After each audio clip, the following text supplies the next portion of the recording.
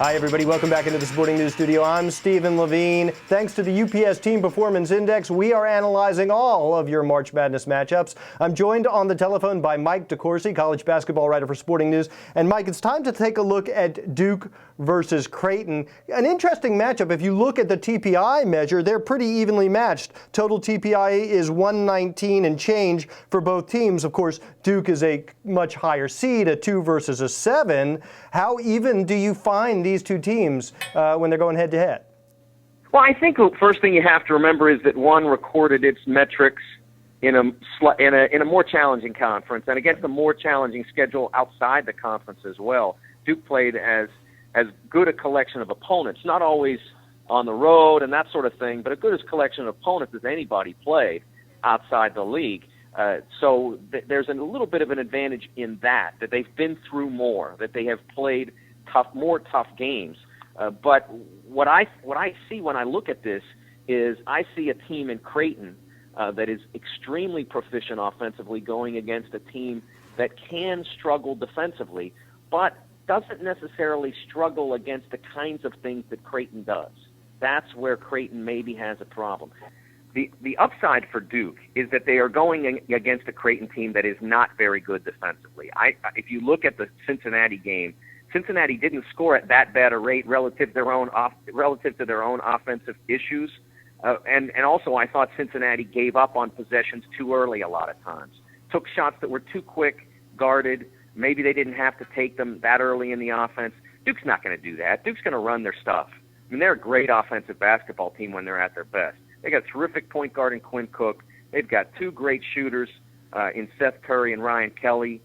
They've got a dynamic wing player in Rashid Suleiman, and then they've got a big-time athlete at center in Mason Plumlee to clean it all up.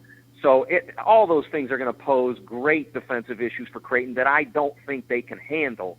It has to be Creighton outscoring Duke. It's going to have to be 80-78 or 76-72 or something like that. This is going to be a game that Creighton absolutely needs to make big-time buckets to stay competitive. I'm not sure that they can. Well, their offensive TPI number is 141 and change, which is an amazing number. You know, one of the things we don't often talk about when we're doing these videos are the relative merits of each of the coaches. But you think Mike Krzyzewski, he's been here so many times. He has such a vast resume of tournament experience. Does that give Duke a leg up in any way? Well, I think that Greg McDermott has been around in this sort of thing for a while. So, I mean, he's not going to get outfoxed or anything like that, and that's not really Krzyzewski's deal anyway. Krzyzewski's deal is to make sure that his players, when they get out on the floor, understand all their responsibilities, all their duties, all of what makes an intelligent basketball player. I'm not saying he never makes adjustments when they're necessary or subs at the right time. That's not it. But the main thing that if Mike Krzyzewski wins this game for Duke, it's going to be something that he's done in November, December, January, February, and all the way along. That's how he coaches. He is a teacher. His players are as well schooled it's a simple little thing. Okay, it doesn't seem like it's that important, but watch them when the TV timeout reaches.